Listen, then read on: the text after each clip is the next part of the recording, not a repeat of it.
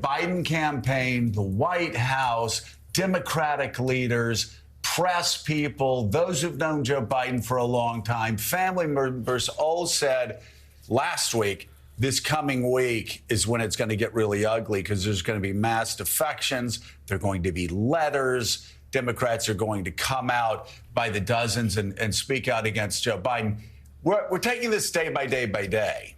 But I must say, yesterday he started with a letter. Then he came on this show. He called donors.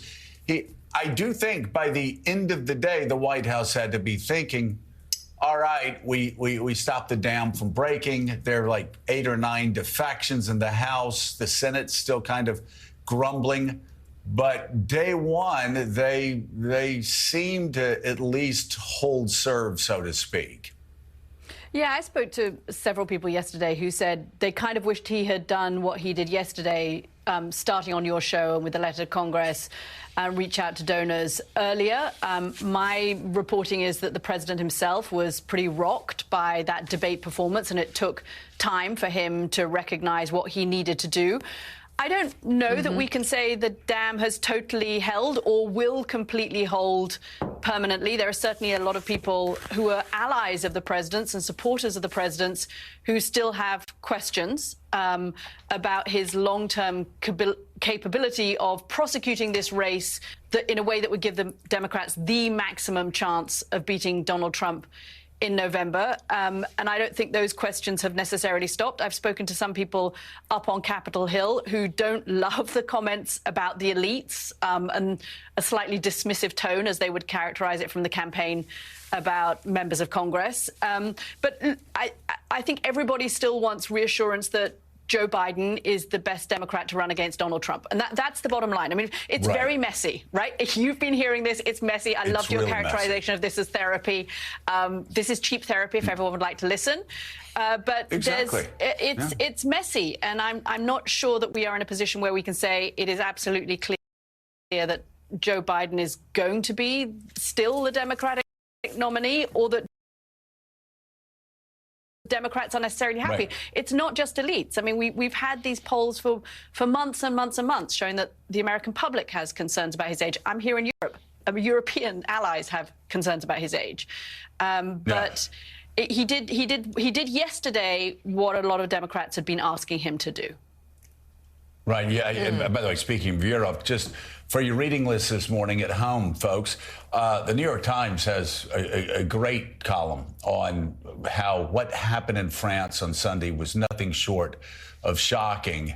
And Jerry Baker with the Wall Street Journal talks about what conservatives can learn from Labor's massive victory.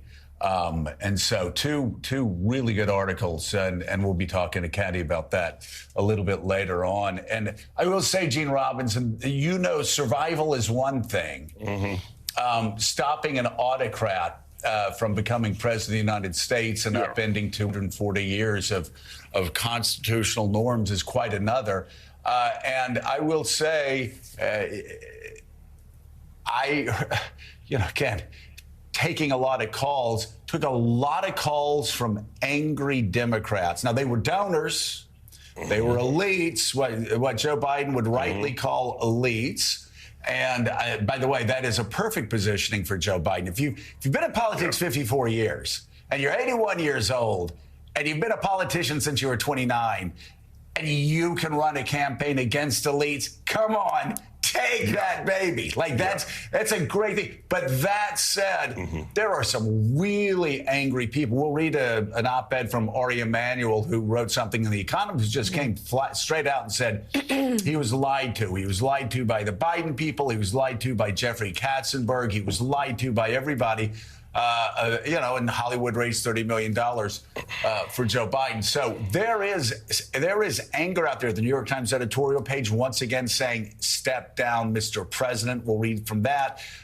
So, yes, Joe Biden can survive, but there's a lot of work to do in a little bit of time.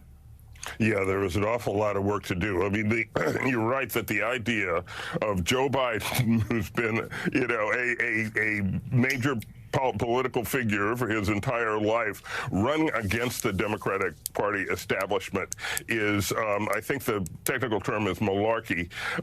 It's kind of crazy, but he is able to do it, and he's doing it, and we're going day by day. He won the day yesterday, clearly, because there was not even a trickle of new defections, to say nothing of a flood.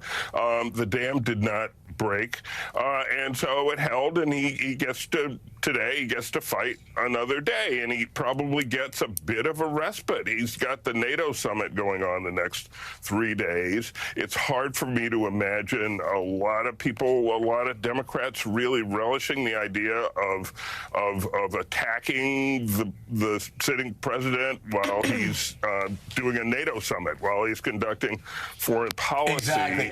And Gene, that's a great point. I'm glad you brought that up really quickly. Underline that fact, okay? Because so he gets through today. Now a NATO summit takes the middle of the week.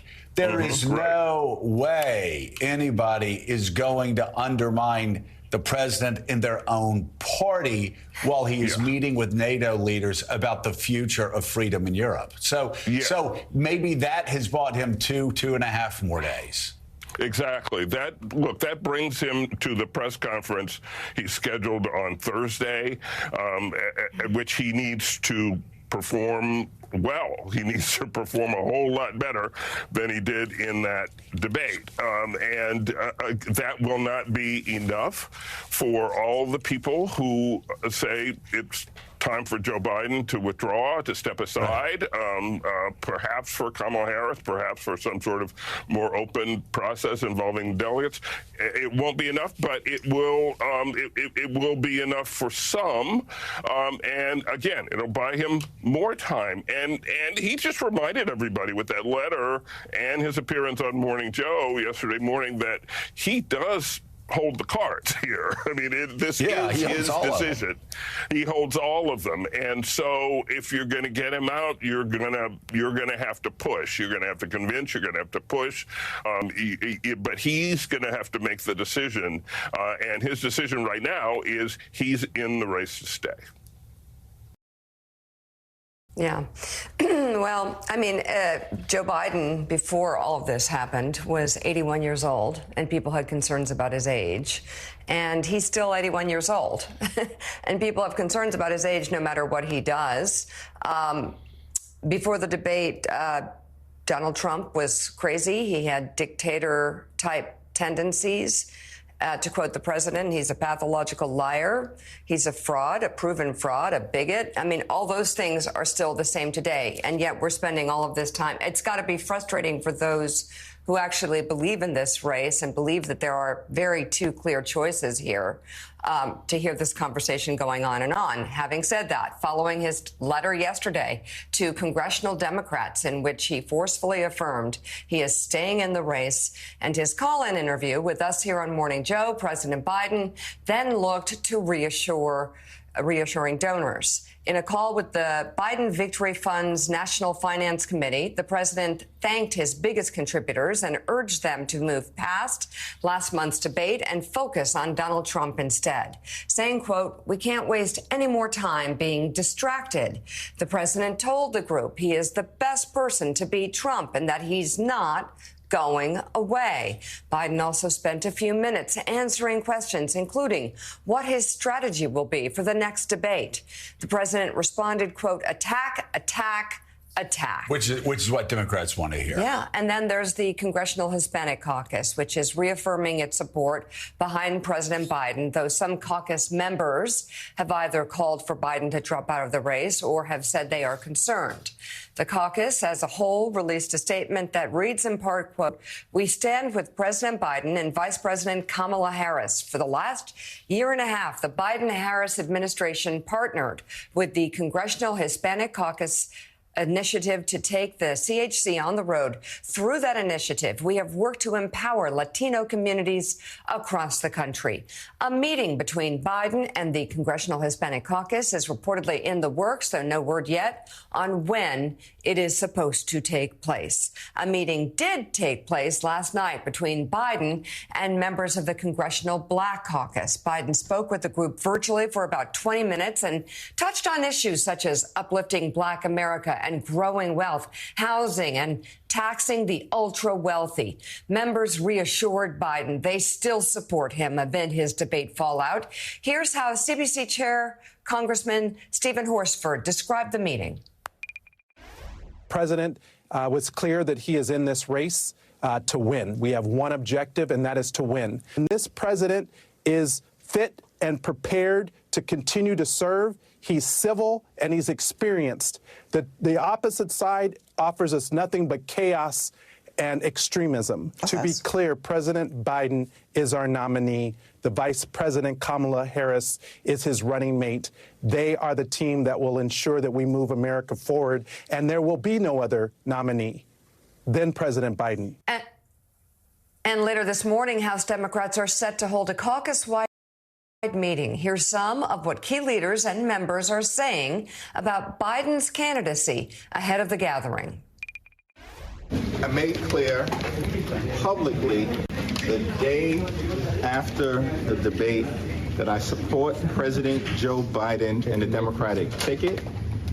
My position has not changed. But that's Biden and the Democratic ticket. Do you support Biden on the ticket or just Biden and whatever the ticket is? Same answer.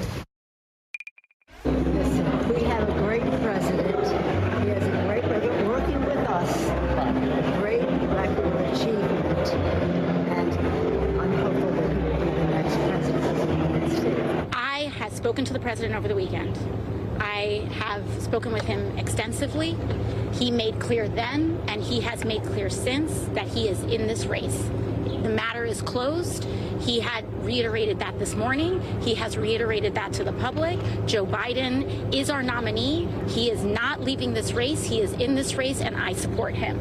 I really do believe that the more members of our caucus who speak directly to him, the more confident they will feel. So I've encouraged the White House to make sure that the president does as much outreach as possible, or not the White House, but the campaign, that the president does as much outreach as possible. Listen, I'm not here to give advice to my colleagues. They all have independent districts and things that they feel like they have to do. I do think that we should continue to have whatever conversations we need to have with our constituents, with our colleagues. We should have them in private. Well, you know, and Sam Stein, that the last comment may have sounded, you know, like she didn't want to answer the question or try to have it both ways. But that is politics. And that's the thing that hit me this weekend when people said, oh, the House Democrats are going to go back and they're going to push Joe Biden out. I mean, you know, I was last week, I think I've said here, a couple places. I was driving, my car windows down, and, you know, I had some Democrats yell, hey, take it easy on Biden, Joe. And you look on Twitter, which has been a hotbed of angry far-right reactionaryism over the past 5 years or so. It's changed, man. There are some angry Democrats out there. So all of that anecdotal, but I found in politics from a very early age, enough anecdotes usually leads to pretty good data eventually. And I was just thinking about those House members. What are they hearing from their constituents? Chances are good they've got a lot of pissed off constituents saying, yep, be loyal to the president of the United States. And perhaps that may be why we're seeing more House Democrats freeze.